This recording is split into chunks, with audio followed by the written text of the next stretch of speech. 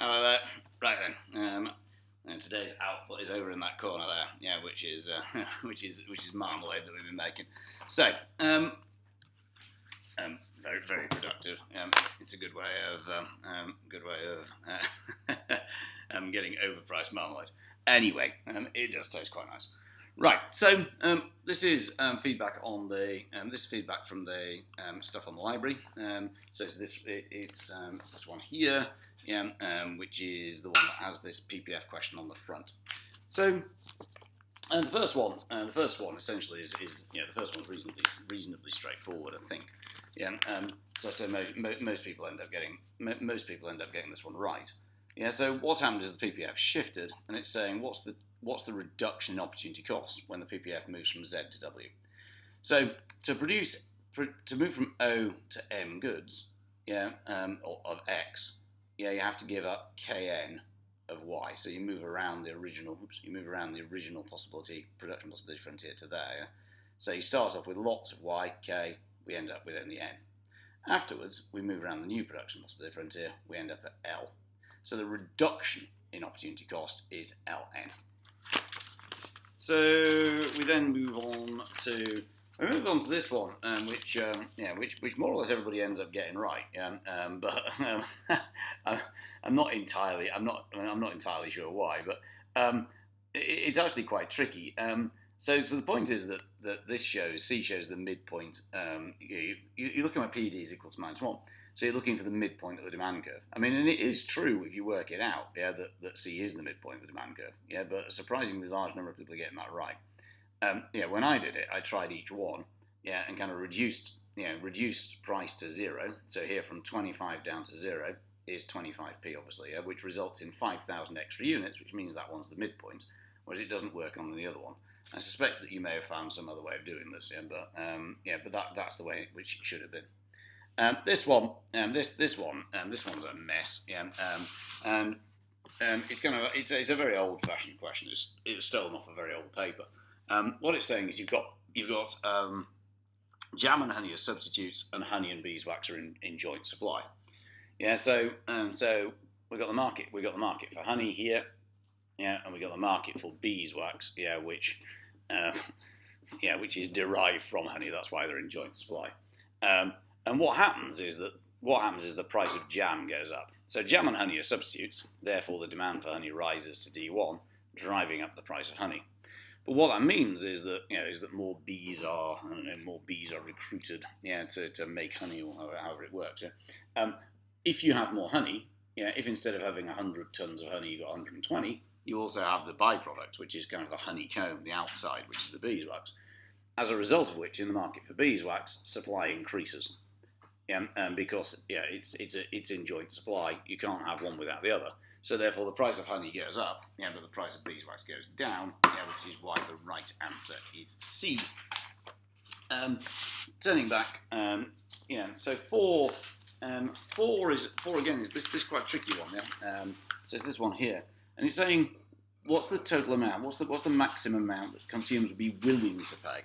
So quite a few people went for consumer surplus, but that's the difference between what they're prepared to pay and what they do pay. Quite a few people went for this area here, yeah, where that's demand, that's supply. Yeah, they went for that. That's the amount that they do pay. So what would they be willing to pay? It's the amount that they do pay plus the consumer surplus. Or looking at it another way, they'd pay that much for that one, that much for that one, that much for that one, that much for that one, that much for that one, that much for that one, that much for that one, and that much for that one. So the amount they would be prepared to pay is that. Question 5. Question 5 is okay. So this one, the more normal version of this is that one of the firms has AR equal to MR, which would then make it perfect competition. In this case, AR exceeds MR in both cases, so they're either monopolies or oligopolies or monopolistic competition. In the first case, AC equals AR. Yeah, so the assumption there is that they're in the long run equilibrium, that there's no barriers to entry, therefore it's monopolistic. Yeah, whereas in the other one here, we've got abnormal profit, so it's probably a monopoly. Yeah, so therefore it's the answer this person's marked on. Yeah, so B. The internal economy of scale. So you didn't fall into the trap. Yeah, internal economies of scale are a result of the firm getting bigger, even if it gets bigger as a result of a merger. Most of the others are external. C and D are external economies of scale, or often, well, it depends. It depends. I mean, remember, external economies of scale have to be linked to the growth of the industry. But anyway, A is the only one where the firm itself is getting bigger. On 7, you've got this one here, and what you've got to do is it's asking you about marginal revenue and average revenue. So what you've got to work out, is this, as this person has here, you've got to work out total revenue, which is in their left-hand column, 10, 18, 24, 28, 30. Then work out marginal revenue, 10, 8, 6, 4, 2. And then you've got to remember that price is equal to average revenue. They're the same thing. If on average I sell it for 10 quid, that's the price. And we can see, that except for the first unit, average revenue goes 10, 9, 8, 7, 6. Marginal revenue is 10, 8, 6, 4, 2. Marginal revenue is below average revenue, and therefore the right answer is E. What's a pure public good? Almost everybody got this one right. It's non-excludable, so non-payers cannot be prevented from using the good.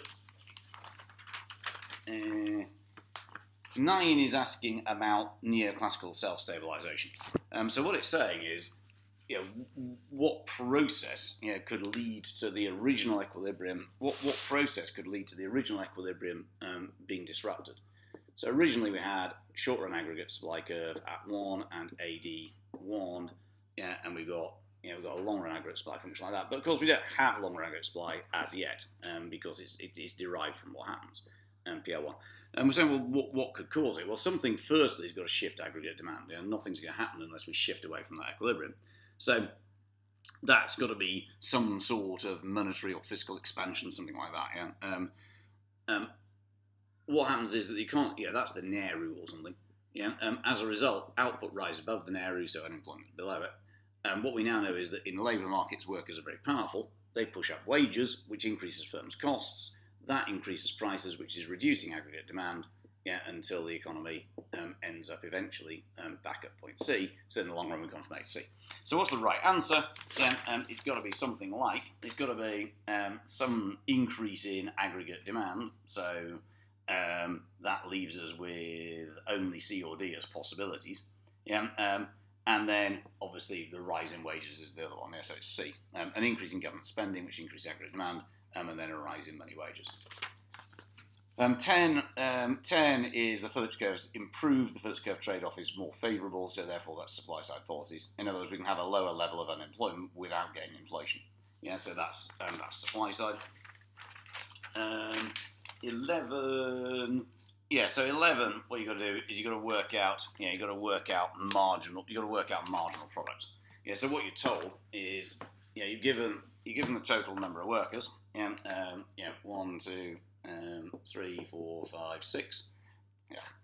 You're given total output, which is 30, 60, 100, 150, 190, and 180. And you're asked where diminishing returns say. It's tempting to go for the 6th worker, but that's negative returns. Diminishing returns happen when each worker is, when the next worker adds less than the one before. So diminishing returns actually set in here. This person adds 40. The last one added 50, so that's diminishing returns. We're starting to overuse the fixed factor. By the time we get here, we have negative returns. So what that question is doing is it's testing, that the difference between diminishing returns to the variable factor and negative returns. Next one is 12. This one was very easy. I think everybody got this one right. Why might supply for labour shift to the left? Emigration, people leave the country. 13. So this one's saying GN. This one's the one on GNP or GNI, which is the same thing. GNP, GNI, measured in US dollars, may be a poor indicator of comparative living standards because of a divergence in. If you just do it in dollars, you need to adjust for purchasing power. So the problem with GNP at dollars is that in dollar terms is that you're just simply converting it using today's exchange rate, but that probably doesn't reflect the actual purchasing power of the currency locally. So therefore, we make the PPP adjustment where we use the same basket of goods and services to find out a fair exchange rate. Yeah? So that's why it may be a poor indicator of comparative living standards. 14 is also linked to this, and it's saying that GDP is greater than GNP. So again, we've got to think, well, what's GDP? GDP is all the income generated from, if we look at the UK-based factors of production, whereas GNP, GNI is income generated from UK-owned factors. So the key is multinationals. So if you take that BMW factory at the end of the Cali Road, suppose they make 500 million quid in the form of output, and let's suppose that 50 million is profit. So they make 450 million is kind of costs inside the UK, 50 million is profit. The 450 million is just work paid to UK workers, suppliers, and so on. Yeah, the 50 million gets paid back to Germany. That's the key. Yeah? So what will happen is that GDP would therefore be plus 500 because all of this is happening inside the UK. But 50 gets paid abroad, so therefore GNP or GNI is only the bit which remains, which is the money paid to UK workers. So to adjust from GNI is equal to GDP is equal to GDP plus kind of net kind of dividends. It's called property income and so on. So if you have a lot of multinationals, your GDP is high because they're doing lots of business in your economy. But your problem is that the money doesn't stay, so GNI is lower. Therefore, the right answer to that question is B, repatriation of profits. If we turn to the next one's quantity theory, they've got the MV equals PT version of it in the question. So we've done MV equals PQ, where Q is output. You can sometimes see it as T or sometimes see it as Y. So in this case, they're saying money supply is 10. They're saying that transactions, that reflects output, is 5 million, and the velocity circulation is 2. So nominal GDP is 20 million. There are 5 million transactions, therefore the price level is 4 quid. Simples, really. The next one was what causes both AD and AS to shift to the right. It's got to be something that increases aggregate demand, obviously. So it ain't going to be a fall in interest rates. It's not going to be a fall in capital spending. It's not going to be a fall in the money supply. So that gives you two options. One is a decrease in income tax. The other one is an increase in government spending on benefits. So they both increase aggregate demand. So which one's likely to increase aggregate supply? The argument is that a cut in income tax is going to create incentives to work. That's incentives to invest and so on, and therefore increase aggregate supply, whereas paying people more benefits encourages them to stay at home, and therefore damages productivity. So therefore the right answer to that one is A. 17, the natural rate of unemployment is the NERU, or they're kind of roughly, it's the unemployment rate when the labour market's in equilibrium. And 18 is one that always causes chaos. So what the government's doing is it's saying that it's going to intervene between P1 and P2 in pounds. Initially, we're at S1 and D1. The exchange rate's there at P. Doesn't need to do anything because it's not higher than that and it's not lower than that. Then supply suddenly rises. If the government does nothing, what's going to happen is the exchange rate is going to start at the original equilibrium. There's now excess supply. The exchange rate starts falling. We hit the floor and we still got a problem, which is that supply is greater than demand. If the government now does nothing, what's going to happen is that the exchange rate is going to fall to there. Therefore, they have to intervene to prevent that from happening. If that's a supply of 500 million and that's demand of 470 million, the government's going to have to buy 30 million pounds worth of its own currency. Using its foreign currency reserves probably isn't a very good idea. And therefore, in this case, it has to buy ZY, which is C. Oops. Which is not the answer I wrote down on there. Then 19, everybody got this one right. We know that Q2, Q3 is the quantity of imports. Yes, if you multiply by the price, then that's the value of imports. And finally, 20, again, virtually almost everybody got this one right. interest rates go up, so the exchange rate rises because there's an inflow of hot money. But of course, inflation is going to fall because AD falls, and it's going to damage economic growth because nobody's borrowing anymore. So that's the multi-choice section. I'll pause at that point and upload. I'm going to upload this now. Yeah.